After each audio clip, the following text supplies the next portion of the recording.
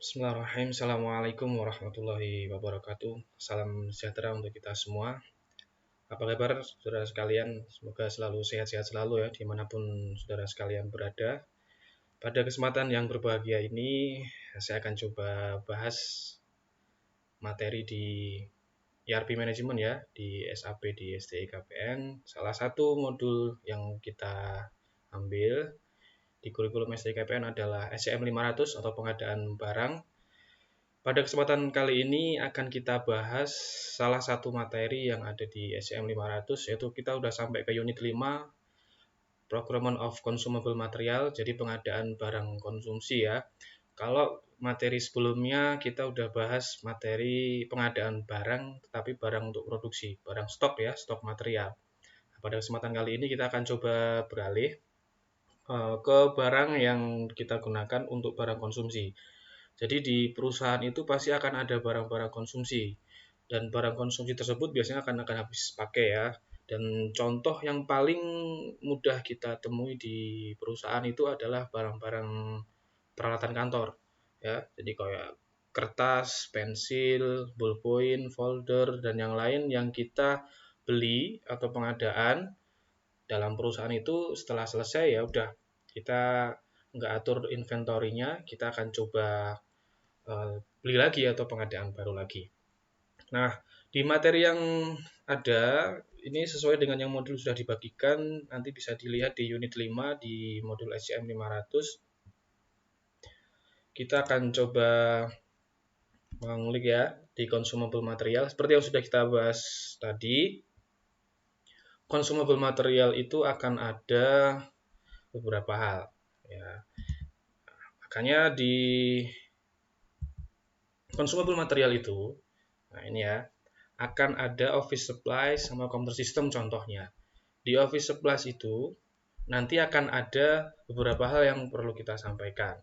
Nah, di office supplies itu contohnya tadi adalah kayak barang-barang habis pakai, kertas, folder, ballpoint, dan yang lain lah ya. Kita seumpama di SDKPN ingin membeli kertas, membeli folder, dan alat tulis lah ya, alat tulis kantor.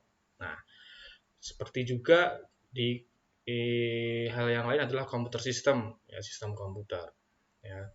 Nah, ciri khasnya consumable material itu yaitu adalah master record-nya. Ya, jika kalau di SAP kan ada kode material master T-strip M500, T-strip M dan lain sebagainya. Ya, itu tidak wajib atau tidak dibutuhkan kadang ya. Bisa ada tapi tidak wajib harus ada. Ya.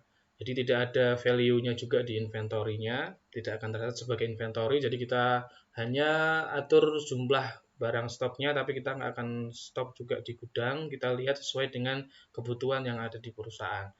Makanya kita paling nggak harus bisa pahami dan juga apa yang perlu kita sesuaikan ya pada consumable material ini. Nah, kita kembali ke materi lagi. Oke, next ya. Nah, di consignment itu atau di consumable material akan membutuhkan consignment. Nah, ini yang harus diperhatikan. Bedanya dengan stok material, kalau di consumable material itu akan ada consignment yang harus kita pilih sebelumnya. Ya, akan ada beberapa hal, yaitu ada aset, ada cost center, ada project, ada production order, ada sales order. Nah, khusus untuk yang di modul ini kita akan bahas di bagian cost center. Yang K ini kodenya ya. Cost center itu maksudnya adalah kalau saudara pernah belajar di akuntansi pengantar 1, akuntansi pengantar 2, cost center itu dibahas terkait dengan pusat biaya. Contohnya seperti ini, analoginya lebih gampangnya. Kalau perusahaan itu beli barang, ya pasti akan ada penugasan biayanya. Ya, contoh di STKPN, ada prodi, ada perpustakaan. Sama-sama membutuhkan kertas untuk kegiatan sehari-harinya.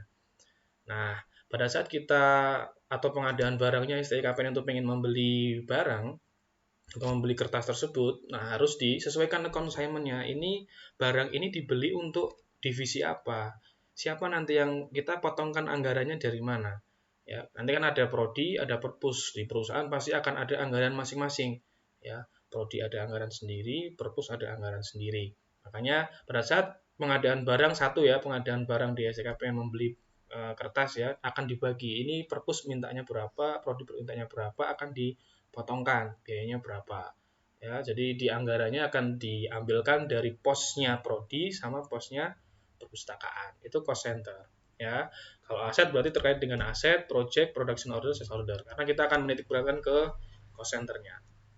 Oke ya, cost center pusat biaya. Nah, ini ilustrasinya. Tadi saya contohkan adalah prodi, kemudian saya contohkan kembali adalah perpustakaan, cost center 1, cost center 2. Sama-sama membutuhkan 100 folder. Cost centernya 100 folder, yang pertama, yang kedua adalah 200 folder. Sehingga divisi pengadaan perusahaan atau di SDKPN itu, kalau contoh tadi SDKPN ya, sehingga butuh barang di 100 cost center pertama atau prodi tadi saya contohkan ya, cost center kedua perpustakaan 200. Jadi pesannya adalah jumlahnya 300. Ya, 300 kita pesan, 100 untuk cost center pertama, 200 untuk cost center 2. Jadi ada pos-posnya yang harus kita sesuaikan. Prodi diambilkan atau dipotong, nanti pembayaran biayanya adalah 100 folder, terus kemudian yang perpus juga seperti itu, cost center 1, cost center 2. Yang seperti itu. Nah, kodenya adalah K. K itu apa? Adalah kita sesuaikan dengan cost centernya. Pada saat kita pengadaan barang, sudah harus ditentukan. Barang ini nanti siapa yang akan memakai. Anggarannya dipotongkan ke siapa. Kan gitu. Oke, lanjut. Di barang konsumsi itu, apa barang habis pakai itu, bedanya dengan yang stok material yang sudah kita bahas sebelumnya adalah di stok material itu pasti akan ada material masternya. Ya, contoh stok material itu adalah barang-barang yang digunakan untuk produksi yang rutin akan ada. Kemarin ada yang sudah kita bahas ya, ada barang yang dia itu barang mentah, ada barang setengah jadi, ada barang jadi atau bahan jadi yang finish good ya, yang siap dipakai. Yang consumable material akan ada dua kategori, yang ada material master code-nya sama yang tidak ada ya, yang ada sama tidak. Jadi diperbolehkan apakah ada material master atau enggak sama aja ya. Tapi kalau stok material mandatori, wajib harus ada material master. Karena apa? Barang ini digunakan untuk produksi sehari-hari akan kita pakai, dan itu harus disesuaikan persediaannya ya. Kemudian ada consignment-nya, consignment kategorinya tadi sesuai dengan ada cost center, aset, sales order, production order, dan yang lain sebagainya seperti yang dibahas sebelumnya tadi, yang ini. Nah, itu beberapa hal yang terkait. Ada perbedaan yang sangat perlu kita perhatikan di ciri khas dari stok material sama consumable material. Ya. Yang pertama adalah untuk stok material itu ya. Jadi kita harus memasukkan atau menginput material number-nya ya. Kalau di consumable material, material masternya tidak wajib ya. Tidak ada pun nggak apa-apa ya. Tapi kalau seumpama emang perusahaan membuat kode material tersebut ada, ya nggak apa, possible, tetap ada. Jadi kalau yang stok material harus ada material masternya ya. Kalau consumable material dia bisa ada, bisa enggak gitu ya. Kemudian selanjutnya adalah no consignment kategori untuk stok material. Yang consumable material mandatory harus dipilih, ini mau sesuai dengan cost center, production order, aset, atau yang lain. Kalau nanti di sini akan kita bahas sesuai dengan yang cost center ya. Cost centernya harus dipilih duluan. Consignment-nya mandatory, wajib. Kemudian ada lagi GR, good receipt, ini ya, barang sampai. Kalau di stok material wajib ya, kita barang sampai kita cek, checklist, item oke, selesai, save ya. Barangnya udah sesuaikan atau kita sesuai, kita cek apakah barangnya ada yang rusak atau enggak, sesuai dengan pesanan atau enggak, jumlahnya benar atau enggak, seperti itu ya. Kalau consumable material, GR itu opsional. Ibaratnya seperti ini.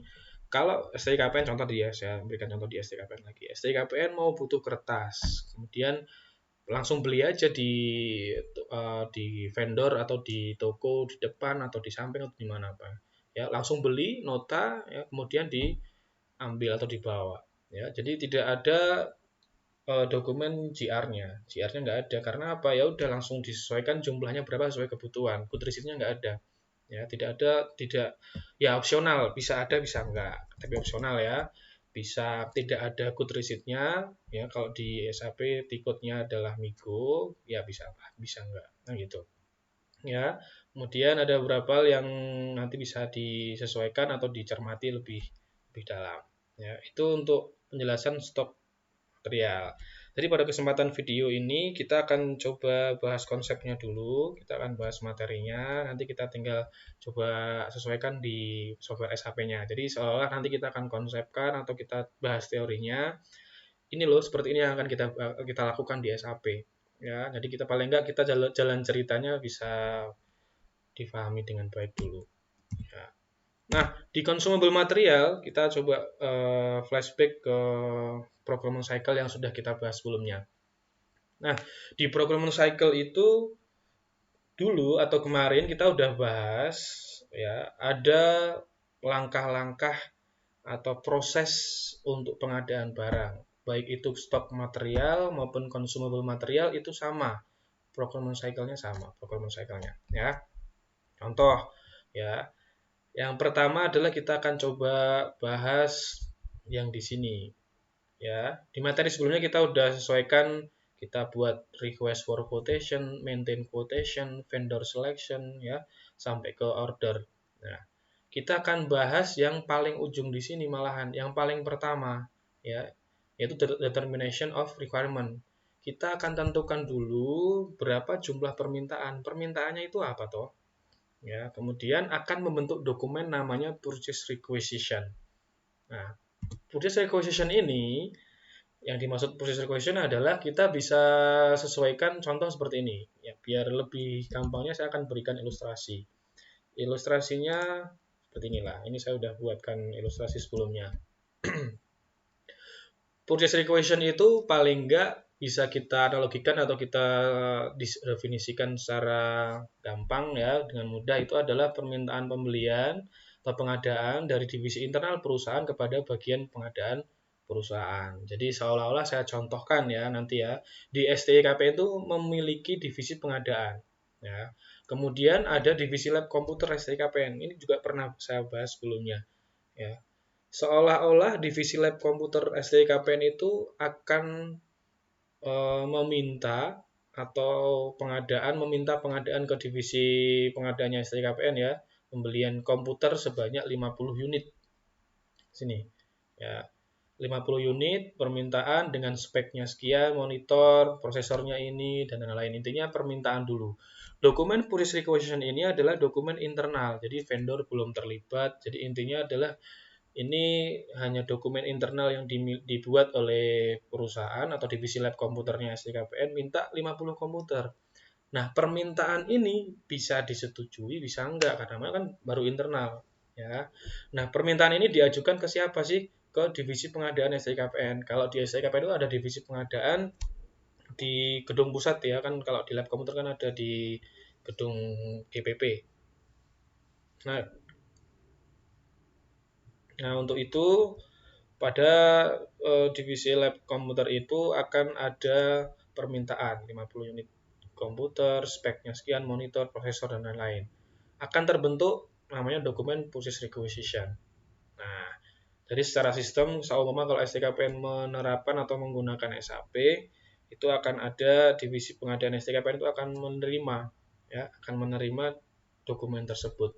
Nah, dokumen tersebut isinya apa ya, sama seperti permintaan itu ya, 50 unit, kemudian speknya apa, monitor, prosesor, dan lain-lain ya. Divisi pengadaan STIKPN karena ada permintaan dokumen purchase requisition ini ya, dia akan melihat source-nya ya, dia akan melihat source-nya. Kalau di ini divisi lab STIKPN itu meminta 50 komputer, berarti bisa dipenuhi dari berbagai cara. Contoh aja, di bagian pengadaan barang dia akan melihat apakah bisa transfer stok, produksi, outsource, atau PO. Ya, transfer stok itu contoh kita punya cabang yang lain ternyata ada komputer yang masih bisa dipakai. Nah, ternyata itu ditransfer. Ya udah pakai yang ada aja daripada beli, contoh gitu. Produksi seumpama STIKPN bisa memproduksi sendiri, daripada beli ya udah produksi sendiri aja. Ya, contoh kalau seumpamanya ada modul-modul yang bisa diproduksi sendiri di bagian penggandaan, ya udah diproduksi sendiri. Contoh seperti itu. Kalau ini permintaannya komputer. Nah, apakah bisa produksi? Ternyata enggak. Outsource mungkin bisa, outsource itu kita bisa rent ya, bisa sewa atau outsource ke vendor lain. Tapi kan ini jangka panjang ya, seolah-olah seumpama di pengadaan STKPN itu dia milihnya adalah PO ya, purchase order pengadaan. Ya udah mau nggak mau ya udah beli aja. Ya, karena PO berarti ya mau nggak mau akan ada beberapa proses lagi ya, request for quotation, selection vendor yang kita udah bahas sebelumnya. Ya, di request for quotation itu permintaan penawaran ke vendor, kemudian kita seleksi vendor yang terbaik mana, yang termurah mana, yang bagus kualitasnya yang mana, ya ini udah urusannya ke vendor. Kita maintain, kita compare harganya, kemudian terpilih vendor yang paling murah. Nah, inilah yang proses yang kira-kira akan berjalan atau yang berlaku di sistem ya.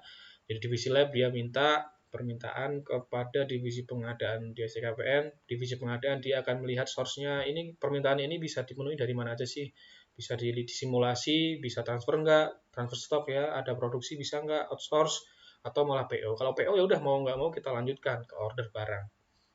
Jadi seperti itu. Prosesnya sama seperti stok material yang materi sebelumnya. Bedanya adalah di sini consumable material, barang konsumsi atau barang habis pakai. Coba bedanya di situ. Ya, itu terkait dengan procurement of consumable material di purchase requisition. Jadi intinya adalah nanti kita akan coba buat dokumen di SAP ya, permintaan internal dari divisi perusahaan kepada divisi pengadaan ya, divisi pembelian ya. Permintaannya apa? Sesuai dengan yang disesuaikan. Ya, yang diminta apa. Ya, itu nanti di exercise 15 kita akan bahas itu lebih lanjut. Ya, kita konsep dulu. Jadi tadi udah kita bahas di materi sebelumnya. Ini ya. Kita akan coba nanti di sistem di video selanjutnya di part kedua kita akan coba simulasikan, transaksikan, kita seolah-olah kita buat dokumen purchase requisition, kita convert jadi PO, kemudian jadi good receipt, tadi opsional ya, kemudian jadi invoice. Seperti hal-hal yang sudah kita bahas atau materi yang sebelumnya. Ya, itu yang terkait dengan materi unit 5, consumable material ya, procurement of consumable material. Nah, di video kali ini emang baru konsep, masih teorinya. Nanti yang terpenting adalah bisa difahami dengan baik mapping yang tadi ya, dan bisa dicermati di unit 5 nanti sambil dilihat modulnya dan juga bisa sambil dibaca-baca. Yang jelas adalah kita akan coba bahas atau kita coba lakukan pengadaan barang yang ada di perusahaan ya, yang menggunakan SAP, dan pengadaan itu terkait dengan consumable material, barang habis pakai. Ya, contohnya tadi adalah office supplies, alat tulis kantor, kertas, dan yang lain sebagainya. Yang barang habis pakai kita beli, selesai. Kemudian kalau habis kita beli lagi ya, dan seperti itu. Dan tadi ada beberapa ciri-ciri yang di modul juga sudah ada, tinggal nanti disesuaikan kembali sesuai dengan pembahasan yang kita udah bahas tadi. Ya, seperti itu penjelasan terkait dengan konsep dan teori kita pada materi kita pada hari ini. Nanti akan disambung ke video kedua atau terkait langsung ke software SAP-nya ya, cara mengerjakan atau membuat dokumen purchase requisition seperti apa sampai dia di-convert ke PO, Migo sampai ke Miro. Seperti itu, terima kasih untuk perhatian dan juga apa yang sudah kita bahas hari ini. Semoga bermanfaat. Terima kasih. Jangan lupa bersyukur hari ini. Assalamualaikum warahmatullahi wabarakatuh.